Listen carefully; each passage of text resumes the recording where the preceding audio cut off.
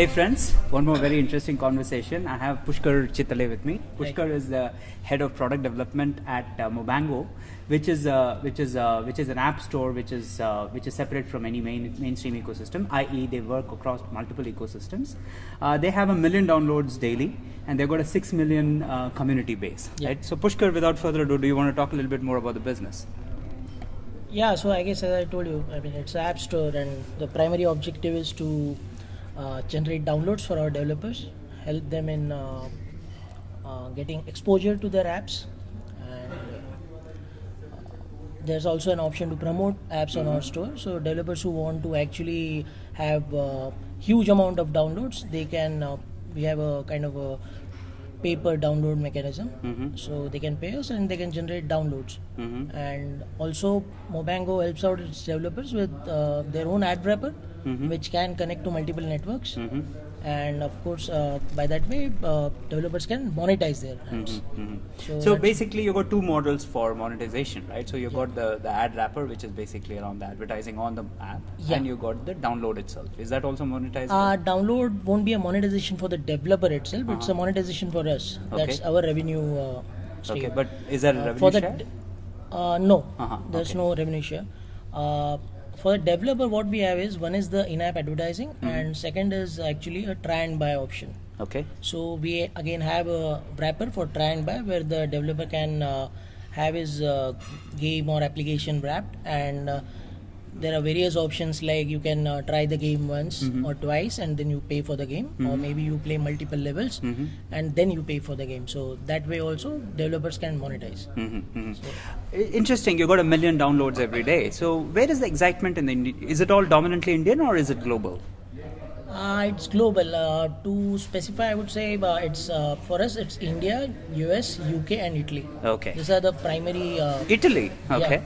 Interesting. We'll get into Italy a little bit later. But what kind of things are exciting right now? What kind of things are getting downloaded?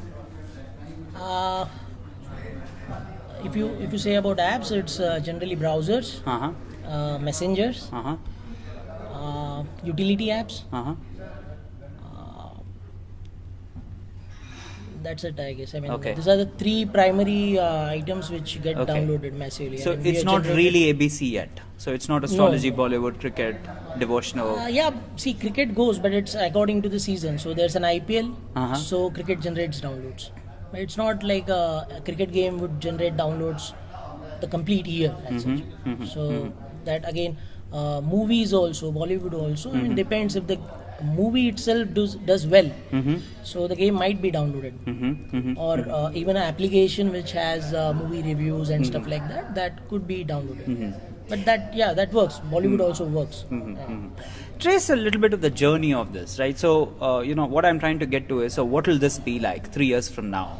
But for that, I want you to tell me what it was maybe 1 year ago for you, and then how it has evolved so far, and where is it going in the future. So to start off, I would say we acquired Mobango. So we acquired Mobango in 2010. It's a UK-based company, and Mobango was a primary destination for UGC uploads, downloads, and apps, games uploads. And there was a community to it, so users can share what they are downloading. It was not connected to the typical social networks of today, but it itself had a social network of its own. It's quite okay. It's just 6 million users. So active users could be somewhere around 3-4 lakhs. That could be it. So that is where we got Mobango. We bought Mobango at that time, and then slowly, as we understood this game better, we understood that this is a tool we can use to actually distribute the best possible games, and if we monetize this, if we add a monetization arm to this, then we are sure that better and better apps come on board. And so we worked a lot on the product area, the featuring part. We are working on the recommendation engine and everything. So we currently have a HTML presence. We have an Android app of our own, and of course a web presence which we are working. Web and tablet we are currently working on. We are revamping the UI. So yeah, that's what it was. And now I guess going ahead, we look at it as a app discovery channel, ideally, because that area we feel that developers are lost. So too many apps, thousands and lakhs of apps coming up, but so if say for Google, if you have an app today, tomorrow, day after tomorrow, you yourself won't find that app. So true. Yeah, and you can't influence a Google or iOS. So we are a rather small app store if you consider a Google or whatever. So we can directly connect to the developer. We can have a small team. We have a small team currently, which is a developer community management team. So this team actually connects with the developers. So we find out in the market which apps are coming on. We connect with them. We discuss with them how it benefits to be with Mobango, a relatively small app store where there is more exposure for you, and how you could monetize. So we develop those wrappers. So we can tell the developer that it's a complete package. Come on board, distribute, monetize, promote. So promote is again where we earn the revenue. So we are first trying to generate revenue for the developer, and then saying, okay, fine, you generated revenue, now put some money back into the system to generate more downloads, and more downloads is more revenue for you. Absolutely. So that's a cycle. I mean, that's the way we are seeing it right now. Okay. And where do you see the progress in terms of either the number of users or the number of apps downloaded? What is the kind of scale that you're expecting? So ideally we are actually looking at Android as a major area of focus. So when we started off, Java would be like the biggest pie. Today also it is. I mean, it's not like people should develop for Java, but people are developing for Java. But yeah, as we already discussed that Java has limitations as far as monetization comes. So Android has a lot of options. So currently, as I say, 1 million downloads. So 1.5 years back, Android used to be 5% of the 1 million downloads. Today we have taken it to a new level.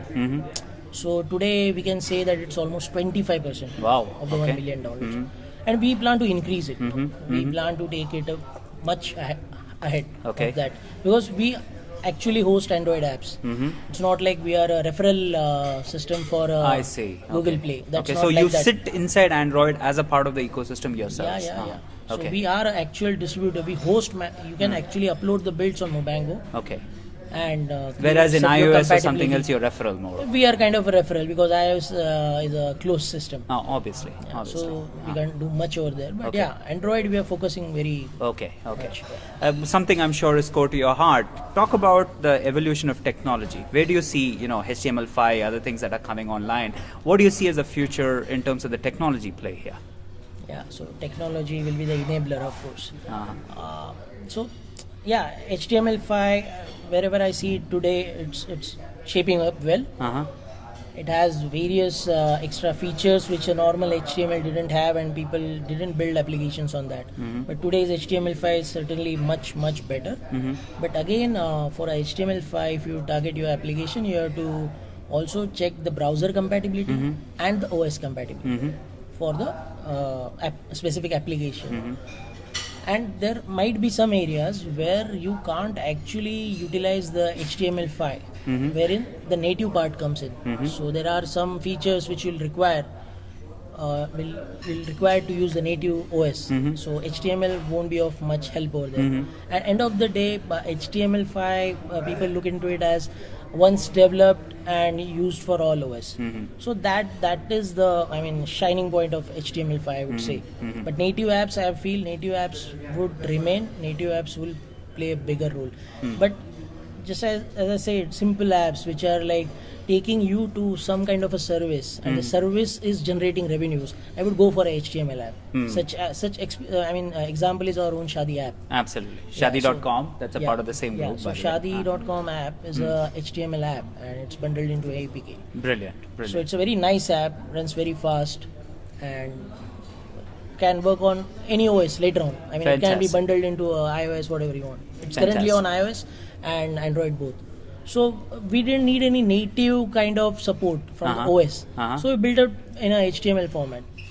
So for Android, we actually, the app developed by Mobango, that app actually required native support. Because that's an app store, complete app store that has to understand, recognize the user. So once logged in, I need to keep you logged in. I need to understand this is the same user. I'd serve this app. Okay, based on this, my recommendation engine I would see. work. Mhm. Next time, I will tell you, okay, fine, boss, you had downloaded this app, but you never installed it. Got it. Got it. Got it. And maybe something like there's an upgrade available for this app. Mhm. Even push notifications, if used wisely, would benefit and won't be considered as spam. Okay. So I can tell the user, man, you had downloaded this application and there's a update available, and this is what Look at all it. is available in the update. Brilliant. So there's a very good connect with the user. Absolutely. Thank you very much, Pushkar. Really appreciate the insights. Thank you Thanks, very much. thanks a lot. Absolutely.